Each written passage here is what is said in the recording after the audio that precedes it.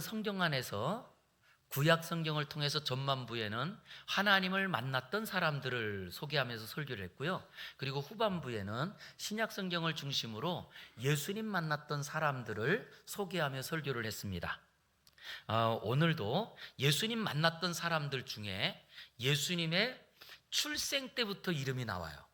그리고 예수님께서 죽으시고 그 죽으심에도 깊게 연관되어 있고요. 그리고 예수님께서 부활하신 후에 초대교회 안에서도 깊게 연관이 되어 있는 이름이 한 이름이 있습니다. 바로 헤롯이라고 하는 이름입니다. 그런데 이렇게 헤롯이라고 하는 이름이 예수님의 출생부터 장기간 동안 나오는 이유는 이 한 사람이 오래 산 것이 아니고요.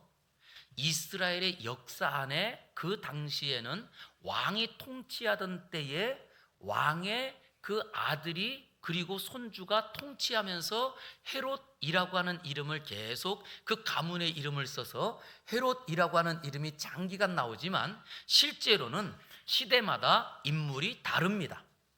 그 중에 첫 번째는 예수님 태어나기 전부터 유대 왕이었던 헤롯이라고 말하지만 역사가들은 헤롯 대왕이라고 말하는 인물이 있습니다. 그런데 이 헤롯 대왕을 중심으로 그때부터 이 아들과 그리고 그 손주들이 통치하게 되는데요. 헤롯 대왕은 이스라엘을 통치하는 왕이었지만 실제로는 이 유대 민족이 아닌 에돔 사람이었습니다. 그러다 보니까 실제로 이스라엘 사람들은요, 자기 민족 아니면 이방인으로 취급하고 그리고 또 관계도 맺지 않는 자리에 그가 이스라엘의 유대 왕이 되기는 했지만 실제로는 백성들에게 지지를 받지 못하니까 항상 컴플렉스를 갖고 있었습니다.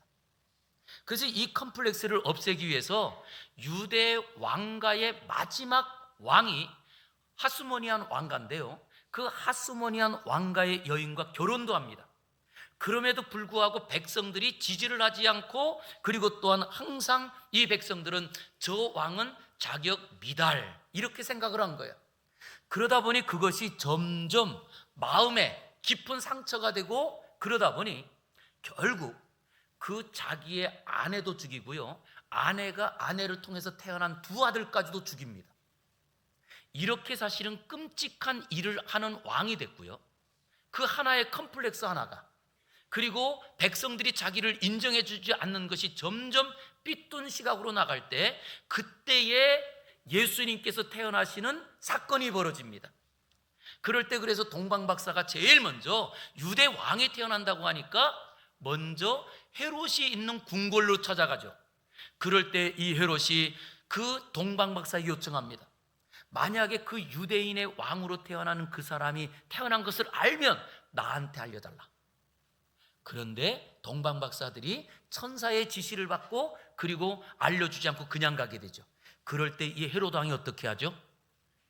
자기의 왕위에 대한 그 전부터 불안함이 있고 백성들이 인정하지 않는데 진정한 유대 왕이 태어난다고 하니 그것에 대한 그 긴장감을 가지고 베들레헴에서 태어난 아이들 2살 미만의 아이들을 다 죽이는 끔찍한 일을 벌이게 됩니다.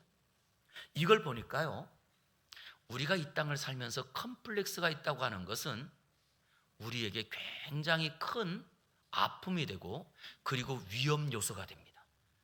그런데 참 안타깝게도 모든 사람이 컴플렉스가 있어요. 장 목사는 무슨 컴플렉스가 있을까요? 잘생긴 컴플렉스? 예, 죄송합니다. 첫 번째 컴플렉스는 키가 작은 컴플렉스가 컸습니다. 이거는 뭐 여러분들이 볼 때는 목사님 안 큰 것 같은, 아니 키가 그래도 안 작은 것 같은데 이렇게 말씀하셔도 저는 어릴 적부터 갖고 있던 그 컴플렉스가 우리 집안 전체가 다 갔어요. 그 중에 제가 그래도 제일 큰 키입니다. 장신. 저희 아버지 키가 제 어깨. 그리고 저희 누님이 4분 있는데 4분 누님이 다 아버지보다 키가 조금 더 작아서 160이 안 돼요. 누님들. 그러니 집에서는 제가 꽤 큰 사람이었지만 저희 집은 친구들이 와가지고 항상 불편한 데가 있었어요. 아버지가 집을 지으실 때 아버지의 키 높이에 맞춰서 집을 지었습니다. 그러다 보니까 저희 집 출입문도 조그맸고요, 낮았어요. 안방 들어가는 문도 낮았어요. 그 중에 제일 낮은 문이 하나 있었는데 화장실 문이 낮았어요. 그래서 항상 화장실 문은 저도 겨우, 그런데 사람들이 보통 화장실 갈 때는 급해요, 여유가 있어요? 급해서 가는데 항상 찌는 거예요, 꽉. 그 집이 저희 집이었고요.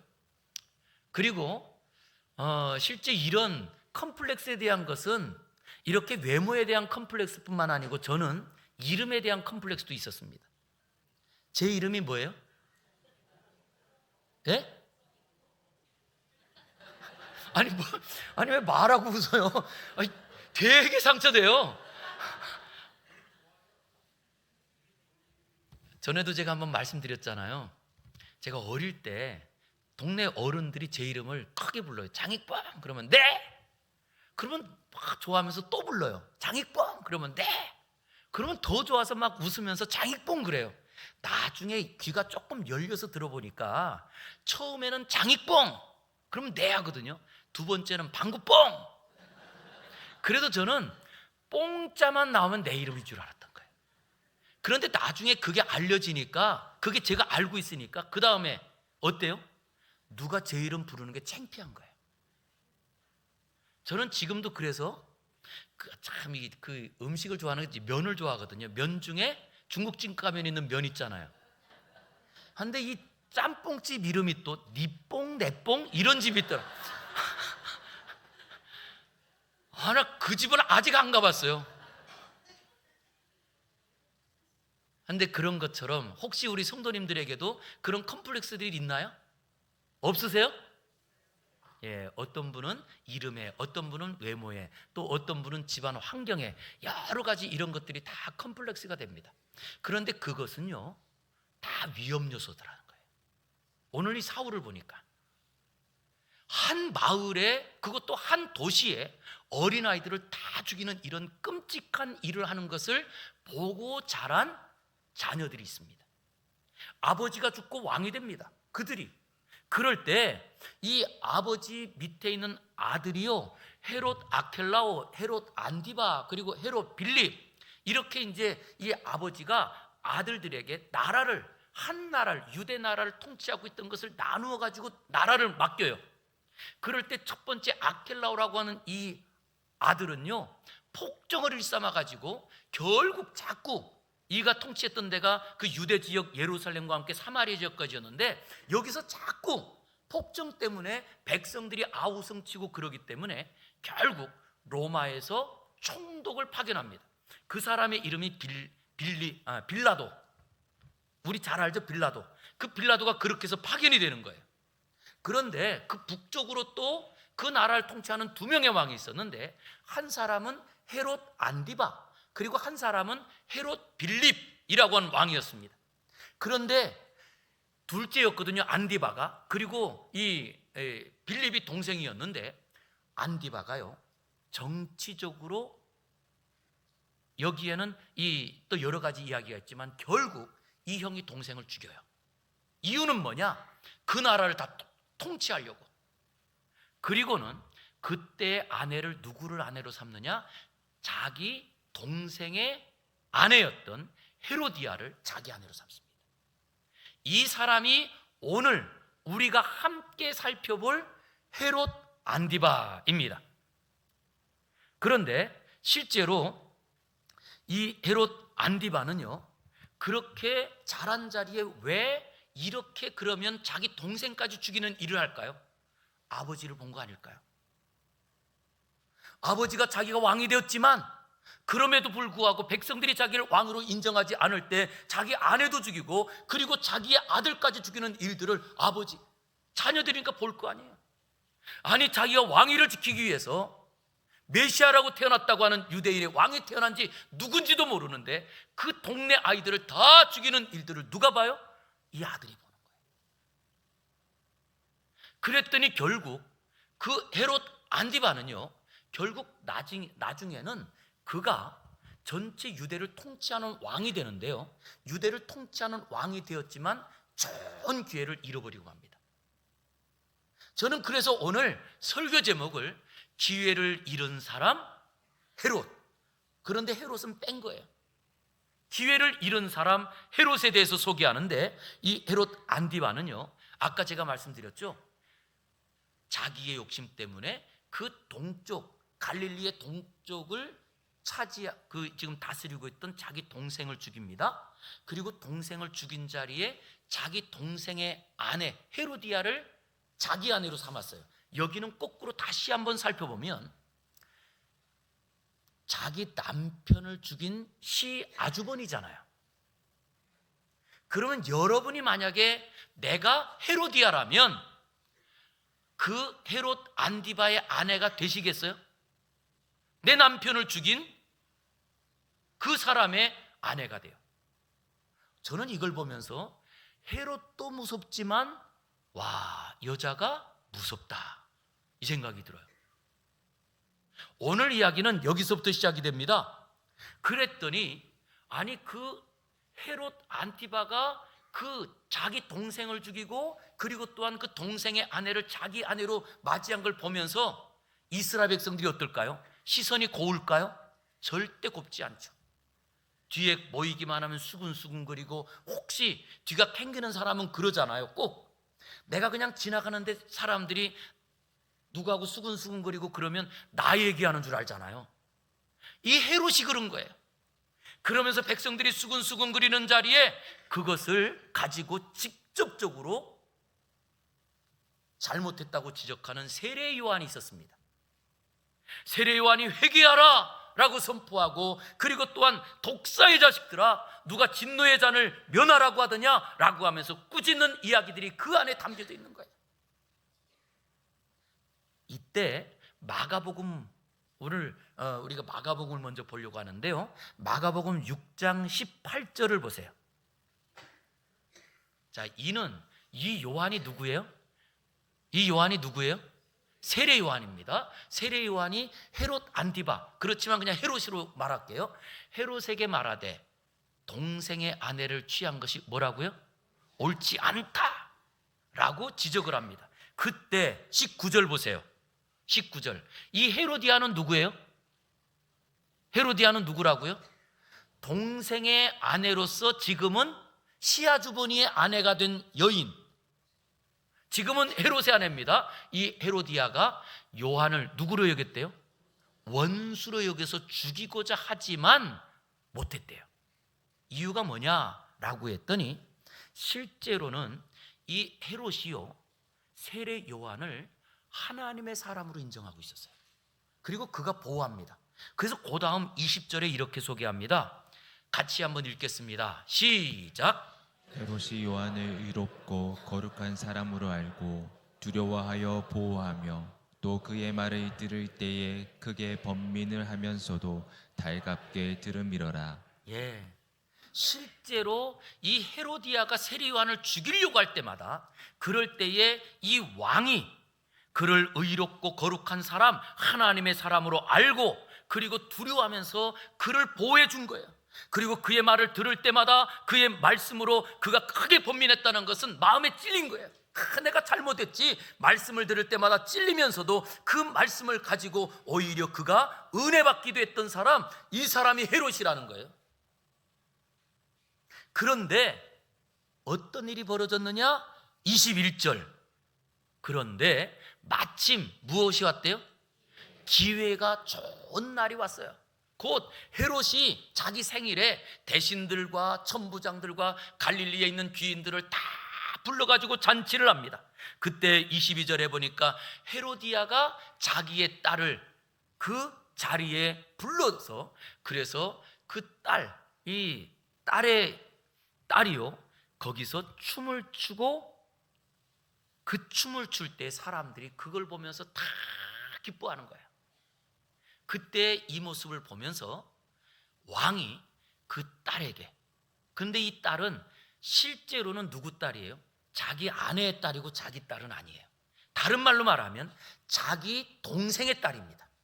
그런데 그 동생의 딸이 춤을 추고 다 기뻐하면서 내가 내게 무엇을 해줄까? 어떤 것이든지 구하라 라고 하면서 23절 보세요. 같이 읽어볼게요. 시작. 또 맹세하기를 무엇이든지 내가 내게 구하면 내 나라의 절반까지라도 주리라 하거늘. 예, 그가 뭐라고 하냐? 맹세까지 하면서 내가 무엇이든지 구하면 내가 나라를 절반이라도 떼어줄게 라고 말하는 거예요. 그랬더니 이 딸이 왕에게 요청합니다. 지금 옥에 가두어둔 세례 요한의 목을 베어서 그것을 갖다 주세요. 그래서 여러분 사진 한 장 보세요. 이 그림인데요. 이 그림은 우리에게 너무 잘 알려진 최후만찬을 그린 사람 누구죠? 레오나르도 다빈치. 그 다빈치의 제자 루이니가 그린 그림인데요. 실제로 그 헤로디아의 딸 살로메가 요청하고 그 요청하는 자리에 세례 요한의 목을 잘라서 그 지금 잔치의 자리에 들고 온 모습을 그 당시는 아니지만 상상해서 그린 그림입니다. 예, 넘겨주세요. 어떠세요, 여러분? 굉장히 허무하지 않으세요? 그렇게 하나님의 사람이라고 인정받고 그리고 또한 그 당시에 예수님께 세례까지 베풀었던 사람이지만 한순간에 그가 목이 베어서 그 잔치의 소반에 담겨서 얼마나 끔찍한 일인가요? 그런데 이런 끔찍한 일에 여러분 다시 헤롯 안디바를 생각해 보시기 바랍니다. 헤롯 안디바는 그 앞에 그는 누구였느냐? 세례 요한을 하나님이 보낸 의로운 사람이라고 인정했어요. 알았어요. 그러기에 그는 두려워하면서 그를 보호하고 있었습니다. 그런데 보호하면서도 그 세례 요한이 선포하는 그 메시지를 들을 때마다 이 메시지가 무엇을 남기게 되었느냐라고 했더니 그에게 번민하게 하고, 다른 말로 말하면 그 말씀을 들으면서 도전받고 그 말씀을 들으면서 그것 가운데 찔림을 받고 그리고 그 사람을 하나님의 사람으로 인정까지 했던 사람이 이 헤롯이라는 거예요. 그런데 결국 어떻게 했죠? 그렇음에도 불구하고 세례 요한의 목을 베라고 명령한 사람입니다. 그 사람이 왜? 저는 여기서 이렇게 질문 드리고 싶어요. 아니 그렇게 하나님의 사람이라고 인정하고 그리고 그 메시지를 들으면서 찔림도 받고 그리고 또한 그 메시지를 가지고 자기에게 도전도 은혜도 받았던 이 사람이 왜 세례 요한을 죽이라고 명령하는 이런 일을 벌였을까? 저는 어설프기 때문에 죽였다 이렇게 말씀드리고 싶어요. 어설프기 때문에. 신앙생활하는 자리에도 이렇지 않을까요? 어설프게 믿으면요 거꾸로 하나님의 은혜가 아니라 오히려 하나님의 대적이 됩니다. 오늘 이 세례 요한은 하나님의 말씀을 전하며 그리고 또한 하나님께 주신 그 사명을 온전히 감당하는 자리에 그를 바라보면서 거꾸로 세례 요한의 세례 때문에 설교 때문에 그는 찔림을 받았습니다. 아니 오늘도 우리가 말씀을 들으면서 은혜 받는 자리와 똑같은 거예요. 찔림도 받고 도전도 받고 그러면서 그렇게 은혜도 받았던 이 헤롯이 결국은 누가 되었느냐라고 했더니 왕을 죽이는 세례 요한을 죽이는 사람이 됩니다. 입으로 주여 주여 한다고 믿는 사람일까요? 아니 오늘도 우리가 예배당에 있기 때문에 믿는 사람일까요? 우리가 다시 한번 고민해 봐야 되지 않을까요? 정말 많은 이들 가운데 예수님을 믿는다는 그것을 하나의 어떤 자기의 하나의 이력으로 삼으려고 하는 분들이 계세요. 예수님 믿는 것은 내 이력서도 아니고요. 그리고 내가 말씀에 도전받고 오늘도 이 자리에 있다는 이유는 딱 하나입니다. 예수님 아니고서는 내가 살아갈 방법이 없기 때문에 이 자리에 올라오는 것이 예배의 자리가 되어야 될 줄 믿습니다. 그러나 여러분 솔직히 하지, 진짜 하나님 앞에서 솔직히 있자고요. 혹시 내가 이 자리에 있는 이유가 무엇 때문인지, 오늘 어설프게 세례 요한을 보호했던 이 왕은 그의 어설픔 때문에 결국 치밀한 헤로디아의 그 관계에 넘어가 결국 하나님의 사람을 죽인 그 사람이 됩니다. 우리 다시 한번 생각해 보겠습니다. 그랬더니 헤롯이 어떤 삶을 사느냐? 그 후에 세례 요한을 죽였어요. 그리고 나서 예수님께서 본격적으로 활동하는 일들이 벌어져서 예수님에 대한 소문이 퍼집니다. 마가복음 6장 14절부터 한번 볼게요. 14절에 보세요. 이에 예수의 이름이 드러난지라 헤롯 왕이 듣고 이르되, 이는 누가요? 세례 요한이 어떻게 됐대요? 내가 죽였는데 살아났구나, 이 말이에요. 내가 죽였는데 살아났구나. 그러면 여러분 생각해 보세요. 만약에 세례 요한이 진짜 헤롯의 생각대로 내가 그를 죽였는데 살아났다고 한다면 제일 화가 닥칠 첫 번째 사람은 누구예요? 자기라는 거예요. 자기라는 거예요. 그냥 세례 요한이 죽었다가 살아난 게 아닙니다. 내가 죽였는데 그 사람이 살아났다는 거예요. 그러니 그는 이런 생각을 합니다. 16절에 보니까 헤롯은 듣고 이르되 내가 목벤 요한이 그가 살아났다 하더라. 이 말은요, 평생을 두려움 가운데 살았더라, 염려 가운데 살았더라, 근심하며 살았더라, 이 말이에요. 저는 예수 그리스도를 믿는 사람 가운데도 이런 분들이 계신 것 같아요. 예수님 믿으면서도 날마다 두려움과 불안으로 사는 사람. 왜? 이유는 딱 하나입니다. 어설프게 믿기 때문에 그렇습니다. 그러니까 내 안에 어떤 일만 벌어지면 하나님이 진 거 아닌가? 이런 마음 가지고 신앙생활하는 것이 늘 두려워요. 왜 그렇죠? 이유는 딱 하나입니다. 대충 믿으니까. 그러나 결국 이 헤롯은요, 자기의 갖고 있는 기회를 잃어버렸더니 두려움과 근심 속에 살아갑니다. 그러기에 정말 우리가 기억해야 될 것이 있습니다. 신앙의 기회를 잃어버리면 헤롯처럼 살아갑니다. 날마다 찬양하고 예배하면서도요, 불안하고 걱정스럽고, 저 사람 저렇게 하면, 이 사람이 이렇게 하면, 이러면서 날마다 이런 고민 갖고 살아가요. 여러분, 이 땅을 살아가면서 한번 생각해 보시기 바랍니다. 다른 사람을 의심하고 근심하고, 그리고 다른 사람을 늘 의심의 눈초리로 살아가는 그 사람, 행복할까요?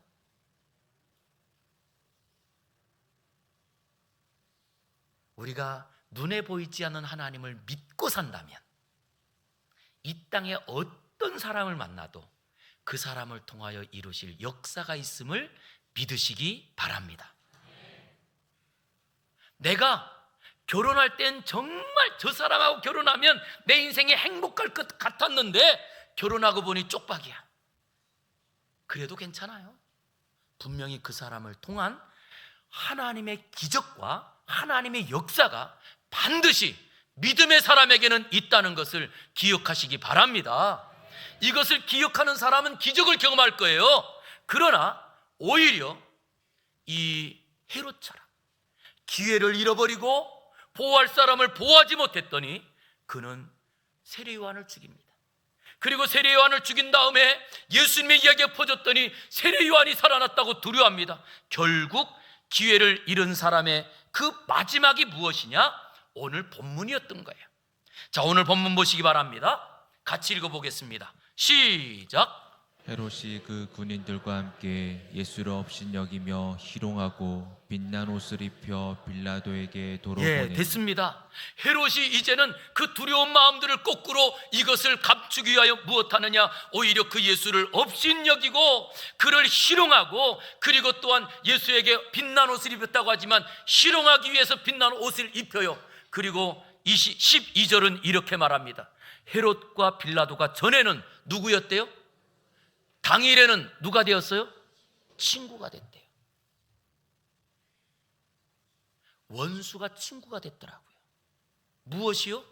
기회를 잃어버리고 났더니, 하나님의 은혜를 누리고 하나님의 약속을 경험할 그 기회를 잃어버리고 났더니 이제는 두려움과 염려가 내 마음에 가득 찹니다. 그리고 이 염려와 근심이 밤에 잠을 이루지 못하게 하지 않았을까요? 결국 누가 되었느냐? 원수를 친구로 삼게 됩니다. 혹시 그것이 우리의 자화상은 아닐까요? 예수님을 믿고 살아가면서도 날마다 두려움 가운데 빠져 삽니다. 아니, 우리가 예수님을 믿고 살면서도 오히려 내 주변의 친구는 믿음의 사람이 없어요. 내 주변에는 늘 이간질하고 불평하는 사람이 내 친구가 되었다면 그 사람이 원수가 친구가 되는 거 아닐까요? 그런데도 그게 괜찮다면 오늘 이 헤롯이 기회를 잃어버리지 않았다면 그러게 우리의 인생은요, 종이 한 장 차이입니다. 대단한 일을 하자는 게 아닙니다. 기회를 잃지 않기 위하여 매일매일 내 신앙을 점검해보고 매일매일 예수님의 십자가를 기억하고 살지 우리가 이것을 바라보자는 거예요. 우리 옆에 있는 분에게 한번 인사하겠습니다. 기회를 잃지 맙시다. 다시 한번, 이 기회는 그냥 기회가 아니에요. 하나님 주신 기회를 잃지 맙시다. 예, 우리에게는 하나님께 주신 기회가 있어요. 하나님께서 주신 기회이기에 그 기회가 언제인지 몰라요. 그리고 그 기회를 기다리는 사람은 오늘을 어떻게 살까요? 의심하고 걱정하고 두려워하고 살지 않습니다. 어떤 일이 벌어질 때마다 이때가 하나님이 나에게 주신 기회일까? 지금이 하나님께서 우리에게 주신 기회일까? 이것을 기대하면서 삽니다. 저는 그러게 우리 성도님들이 오늘 이 헤롯을 반면 교사 삼아서 정말 기회를 잃지 않고 기회를 딱 붙잡는 저와 여러분 되기를 주의 이름으로 축원합니다. 자, 우리 한번 따라할게요. 기회를 잡아라. 이거는 우리 행운권에서 있는 이야기가 아닙니다. 예. 왜냐하면 기회라는 이 단어가요, 이게 카이로스라고 하는 단어입니다. 카이로스. 그런데 이 카이로스라고 하는 이것은 이 시간이라고도 말하고, 그런데 이 카이로스라고 하는 이것은 원래 이 그리스 신화에 있는 기회의 신에서부터 나온 이야기예요. 그랬더니 옛날 그리스 신화 안에는 여러 신들이 있잖아요. 그 중에 이 카이로스라고 하는 이 신은 생긴 것이 어떻게 생겼느냐? 앞에는 뿔이 있어요. 그래서 그 신이 탁 다가올 때는 앞으로 다가오니까 탁 뿔을 잡으면 돼요. 그런데 이 기회의 신이 지나간 다음에 잡으려고 했더니 뒤에는 머리가 없는 대머리예요. 그래서 지나갈 때 잡으려고 하면 늦더라는 거예요. 우리에게 기회는 언제일까요? 지금입니다. 어떤 분이 그런 말씀하시더라고요. 이 세상에서 제일 귀한 금이 3가지가 있대요. 금이 3가지. 첫 번째는 뭘까요? 에이, 진짜로요? 황금. 두 번째는요? 소금. 황금, 그 다음 진짜 과거에는요, 지금은 우리가 소금을 너무 흔하게 사용하다 보니까 이 소금이 귀한 줄 모르는데 과거에는 소금 때문에 나라가 전쟁을 했었습니다. 그럴 정도로 정말 소금이 귀하고요. 지금도 여러분 생각해 보세요. 소금이 없다면 무슨 맛으로 살아요? 그런데 황금과 소금처럼 정말 우리에게 중요한 것이 지금이라는 거예요. 지금은 은혜 받을 때요. 믿습니까? 지금은 우리가 결단하고 믿음으로 살아갈 때라는 거예요.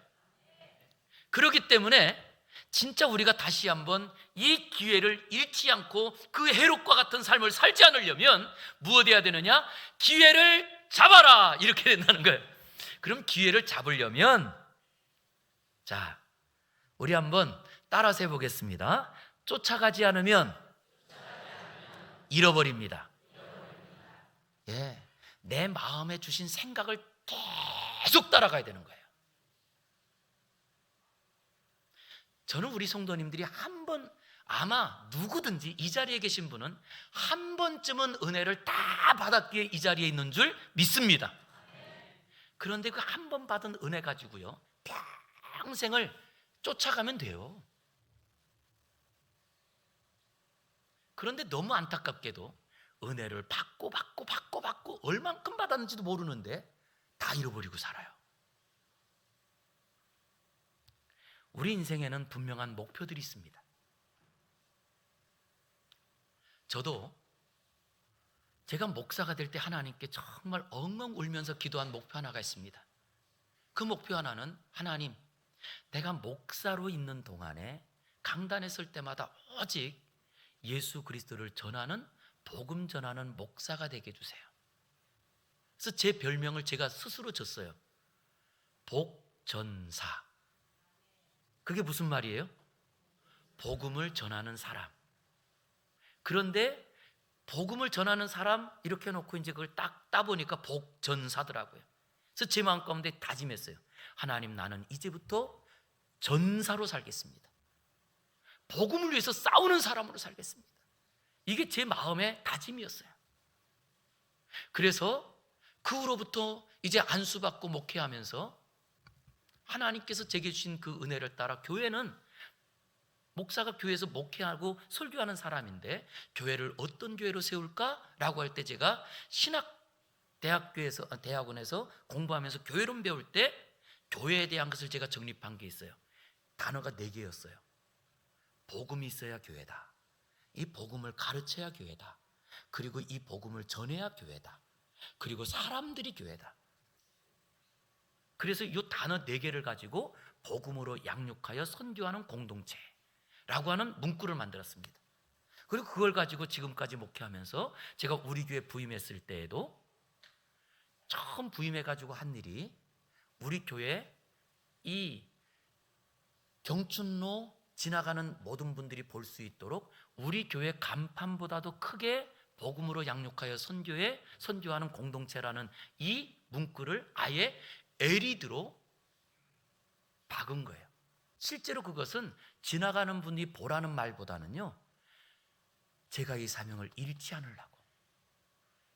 그래서 사실은 그걸 박았습니다. 그리고 제가 우리 교회 부임해서 처음으로 같이 특별 새벽 기도를 세일을 하면서, 그때 주제가 십자가를 자랑하라 라고 하는 주제로 3주를 우리가 같이 새벽 예배를 합니다. 그리고 우리 성도님들에게 십자가를 가져오라고 해서 그 십자가로 일명 십자가의 길을 만들었어요. 이유는 그 십자가는 제 목회 철학이기 때문에 그렇습니다. 이 안에 담고 있는 핵심은 딱 하나입니다. 죽어야 삽니다. 죽지 않고 사는 법이 없어요. 하나님의 부활의 은혜를 경험하고 하나님 준비하신 은혜를 경험하기 위하여 우리가 갖고 있어야 될 하나는 죽어야지만 그 은혜가 있는 거예요. 그리고 저는 이 길을 지금까지 걸어오려고 애썼습니다. 그래서 우리 성도님들에게 다시 한번 당부드립니다. 목사가 그 길을 걸어갈 수 있도록 기도해 주세요. 그리고 그 길이 아니라고 할 때는 말씀해 주세요. 그래서 정말 이 길을 끝까지, 하나님께서 언제까지 이 사명 감당하실지 모르지만, 그러나 청평교회에서 이 사명 감당하는 동안에, 아니 내가 목사로 사역을 하는 동안에 오직 이 사명 갖고 끝까지 가고 싶은 게 제 마음뿐입니다. 저는 이것이 우리 사랑하는 성도님들의 마음 가운데에도, 오늘 우리가 신앙생활하는 이 자리에도 우리의 목표가 있지 않을까요? 그 목표가 어떤 세상적인 목표가 아니라 정말 예수 그리스도를 나의 구주로 고백하고 주님만을 따라가는 것이 저와 여러분의 목표가 되기를 주의 이름으로 축원합니다. 실제로 이 헤롯 대왕은요, 나라의 왕이었습니다. 그리고 나라의 왕이라고 한다면 그가 많은 국민들에게 존경받고 그리고 말씀을 따라갈 수 있는 가장 중요한 위치에 있었습니다. 그럼에도 불구하고, 아니 이 세례 요한이 하나님의 사람인 것도 알고, 그리고 또한 그 말씀을 따라서 그가 세례 요한을 보호하고 있었음에도 불구하고 결국 어설프게 알았더니 그 세례 요한을 죽이고 맙니다. 그런데 그런 사람이 또 있어요. 이스라엘 역사에 보니까 남유다가 멸망하기 직전에 또 한 왕이 등장하는데요, 그 왕의 이름은 시드기야 왕입니다. 이 시드기야 왕은 예레미야 선지자를 잘 알고 있었습니다. 같은 시대에 있었기에 그 하나님의 말씀을 인정하고 이 시드기야 왕이 예레미야 선지자에게 맹세하는 내용을 예레미야 38장 16절에 담습니다. 우리 같이 한번 읽어보겠습니다. 시작. 시드기야 왕의 비밀이 예레미야에게 맹세하여 이르되 우리에게 이 영혼을 지으신 여호와께서 살아계심을 두고 맹세하노니 내가 너를 죽이지도 아니하겠으며 내 생명을 찾는 그 사람들의 손에 넘기지도 아니하리라 하는지라. 아멘. 이게 지금 시드기야 왕이, 결국 이 시드기야 왕은요 어떤 왕이 됐느냐, 두 눈이 뽑히고 나라가 망하고 그리고 두 눈이 뽑혀서 이 바벨론으로 끌려가는 왕이에요. 그런데 그가 비밀이, 왕이 되었지만 비밀이 하나님의 선지자를 불러서 맹세합니다. 하나님의 이름을 걸고 맹세하는데 내가 너를 죽이지도 않고 내 생명을 찾는 사람들을 내 손에 넘기지 않겠다. 그런데 그 약속들을 약속했지만 지키지 않아요. 나라가 망합니다. 나라가 망합니다. 저는 정말 다시 한번 우리 성도님들이 우리가 정말 나라를 세우는 일은 뭔가? 우리 선거철만 되면 그러면 지역을 위해서 일하겠다는 분들이 찾아와요. 저는 우리 교회 처음 부임했을 때 우리 교회 이 요람을 보니까 요람에 서리 집사님 중에 가평 군수님이 있더라고요. 와, 너무나 좋았어요. 그리고 제가 부임했던 그 애가 바로 선거하는 애가 돼가지고 참 기도도 해주고 손잡고 응원도 많이 했어요. 그런데 그분이 군수에 딱 당선되자마자 교회하고 손절하더라고. 당선되고 교회를 단 한 번도 안 오더라고요. 한 분 그 군수님을 만날 적이 있었어요. 그래서 우리 통일교 때문에 걱정되는 일이 있어서 만난 적이 있었는데 그때 제 면전에 대고 뭐라고 하느냐, 통일교하고 그렇게 하는 게 뭐 어때서요? 라고 말하더라고요. 그 후에 그냥 우리 교회에 있는 이름 싹 지웠어요. 그 사람이 무슨 집사입니까? 그러기에 저는 그때 제가 하나님께 기도했어요. 하나님 제발 내가 또 우리 교회에 그런 사람 세우는 일이 없도록 도와주세요. 이런 기도했었어요. 왜냐라고 했더니 때가 되면 뭐 일하겠다는 분들이 찾아옵니다. 그러나 진짜 어디에서도 이 나라를 이끄는 지도자가 되고 그 자리에 섰을 때에도 하나님이 내 구주입니다라고 고백할 수 있는 이게 신앙 아닌가요? 진짜 우리나라에 필요한 지도자가 그런 지도자고요, 우리 가평에 필요한 지도자가 그런 지도자입니다. 때가 되었을 때 그냥 표를 얻기 위한 사람. 그래서 우리가 정말 다시 기도를 해야 됩니다. 오늘 이 시드기야를 보면 시드기야는 이 나라를 위하여, 선지자인 줄 알고 그를 위하여서 하나님의 이름을 걸고 내가 너를 죽이지도 않고 내가 너를 지키겠다고 약속했지만 결국 그 약속이 허물어져요. 오늘 이 헤롯도 어떻습니까? 그는 하나님의 사람인 줄 알고 말씀을 받으면서 찔림도 받고 은혜도 받지만 보호하던 자리에 결국 그가 그를 죽이고 맙니다. 무엇을요? 목표한 바, 보호하겠다고 했던 것을 끝까지 지키지 않는 거예요. 저는 이 시간 먼저 우리 사랑하는 성도님들이 예수님은 나의 구주입니다 라고 하는 이 신앙의 고백을 가지고 죽을 때까지도 이 고백이 흔들리지 않기를 주의 이름으로 축원합니다. 그때 기회가 생겨요. 그런가 하면 결국 우리가 기회를 잃지 않으려면 무엇을 잃어버리지 말아야 되느냐? 체면과 욕심 때문에 기회를 잃어버리면 안 됩니다. 무엇이요? 욕망이 기회를 잃어버리게 만들고요, 체면이 기회를 잃어버리게 만들어요. 오늘 이 헤롯이 어떻게 세례 요한을 죽이게 되었느냐라고 했더니 그가 그 춤을 추었던 그 살로메에게 이야기합니다. 맹세합니다. 내가 맹세하는데 내가 요구하면 나라의 절반이라도 주겠노라. 그랬더니 이 살로메, 그 헤로디아의 딸이 뭐라고 하느냐? 나라를 구하는 것도 아니고 재물을 구하는 것도 아니고 세례 요한의 목을 구한 거예요. 세례 요한의 목을 구합니다. 자, 그리고 마가복음 6장 26절 보세요. 같이 읽어보겠습니다. 시작.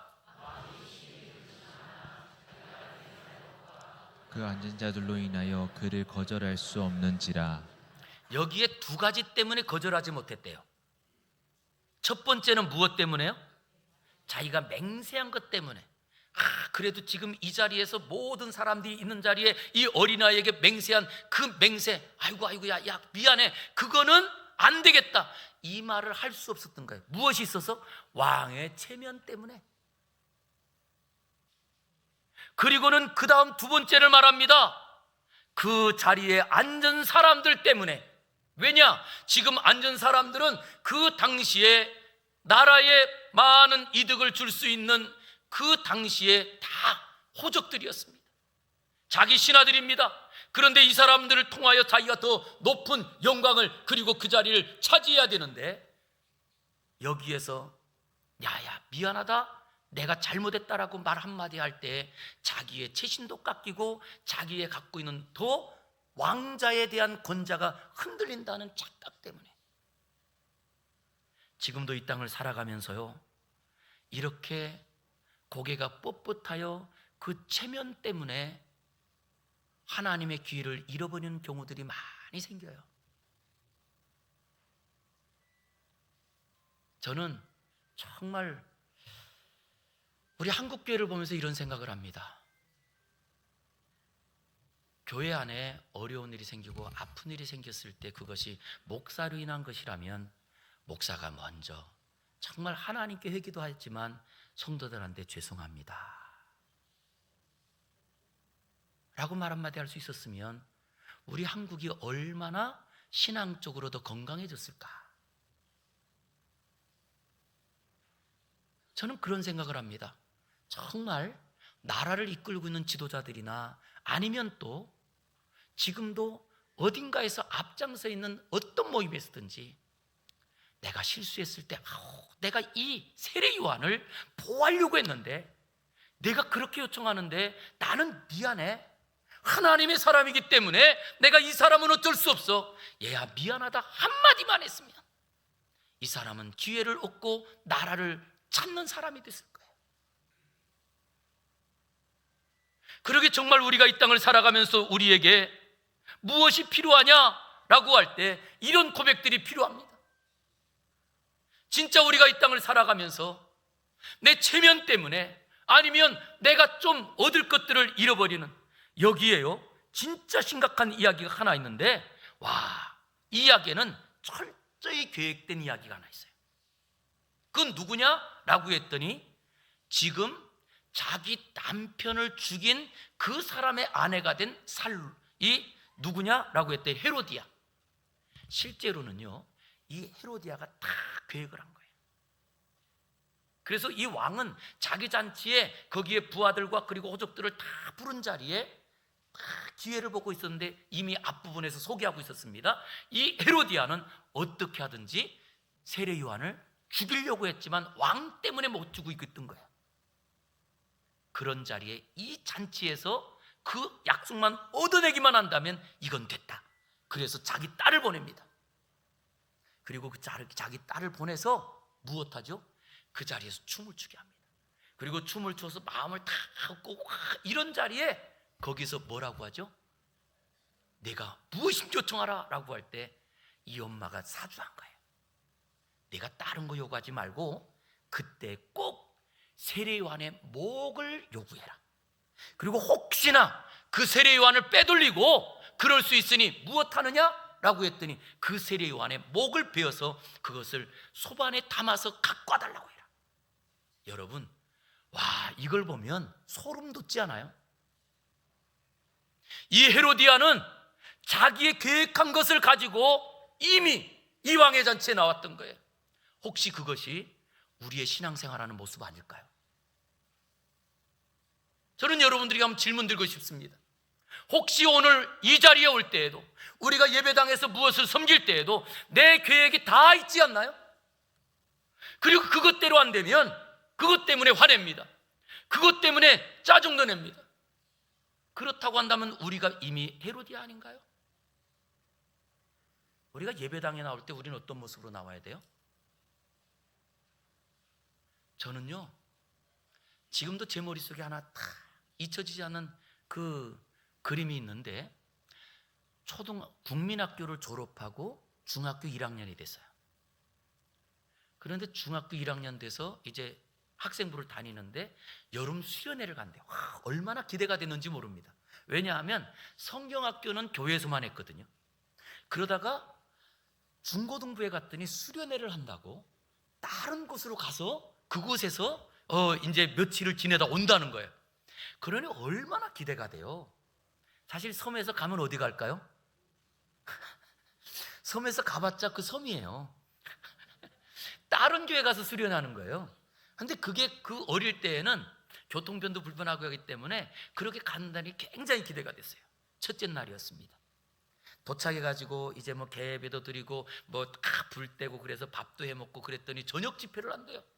그런데 저녁 집회를 한다고 이제 그때 이 목사님이 담임 목사님이 설교를 하셨는데 담임 목사님 딱 설교하시고 그리고 기도하는데 불을 다 꺼요. 그럼 기도하는데 고3 누님들이 그 앞에 무릎 꿇고 앉았는데 두 손을 들고 엉엉 울면서 기도를 하는 거예요. 저는 그게 첫 번째 충격이었어요. 그런데 그 누님들이 불렀던 찬송이 지금도 기억나요. 두 손 들고 뭐를 찬송하냐면 전부여 의지 없어서 손 들고 옵니다. 주 나를 박대하시면 나 어디 가리까. 이 찬송을 하면서 그냥 울면서 기도하는 거예요. 우리가 예배당 나오는 이유는 그거예요. 세상에서 정말 내 힘으로 사는 게 너무 힘들고 내가 정말 하나님 없이는 살 길이 없기 때문에 예배드리러 나오는 거거든요. 그런데 우리가 언제부턴가 예배가 형식이 돼버립니다. 그리고 예배당에 나올 때마다 내 생각을 가지고 나옵니다. 이미 기회를 다 잃어버리고 사는 거예요. 언제 기회가 우리에게 있을까요? 하나님 없이는 나는 살아갈 수 없습니다. 그 사람에게 기회가 있고요, 그 말씀 가지고 내가 살아갈 때만 이것이 능력이 되더라는 거예요. 저 우리 성도님께 질문 드리고 싶습니다. 진짜 내가 받은 은혜를 가지고 살아가려고 애쓰고 살아가고 이것이 내 인생의 전부가 됐는지요? 정말 죄송하지만 아닌 분들이 너무 많아요. 은혜는 다 잃어버리고 세상 사람의 친구가 되어서 세상 사람처럼 의심하고 살고 미워하고 살고 이런 사람들이 너무 많아요. 예? 진짜 우리가 예수님의 사람 맞나요? 생각해 보자고요. 내 계획대로 살잖아요. 그 자리에 무슨 하나님의 은혜가 있겠습니까? 진짜 하나님의 은혜가 있기 위해서는요, 나는 없습니다. 하나님의 은혜만 갖고 살아갈 수밖에 없고, 오늘도 이 자리에 올라온 이유는 오직 그 은혜를 받아야 살기에 내가 이 자리에 있습니다. 여기에 하나님의 기회가 있더라는 거예요. 이 헤롯은요, 앞으로 자기가 왕으로 살아가기 위해서 체면을 부기면 안 됐습니다. 아니, 그는 자기의 욕심을 꺾으면 안 됐습니다. 결국 그 체면과 그 욕망 때문에 기회를 잃어버렸습니다. 저는 우리 모든 성도님들이 지혜로운 분이 되어서 내가 갖고 있는 계획들을 다 내려놓고 오직 하나님의 뜻을 따라 한 가지 걸어가, 이 길을 끝까지 걸어가 기회를 하나님의 축복으로 삼는 우리 모두가 되기를 주의 이름으로 축복합니다. 기도하겠습니다. 거룩하신 아버지 하나님, 우리의 삶을 돌아보며 그저 눈물밖에 나지 않습니다. 하나님께서 우리에게 얼마나 많은 기회를 주셨는데도 그 기회를 다 잃어버리고 지금도 아버지여, 우리가 그저 실패자로 살고 믿음 없는 사람처럼 살아가는 모습이 얼마나 부끄러운지요. 주여 도와주시어서 이제는 기회를 잃어버리지 않게 하시고 그 기회를 붙잡아 하나님의 사람으로 살게 하시고 하나님의 능력을 경험하며 오직 주의 부활을 경험하는 우리 모두가 되게 하여 주시옵소서. 예수님 이름으로 기도 올리옵나이다. 아멘.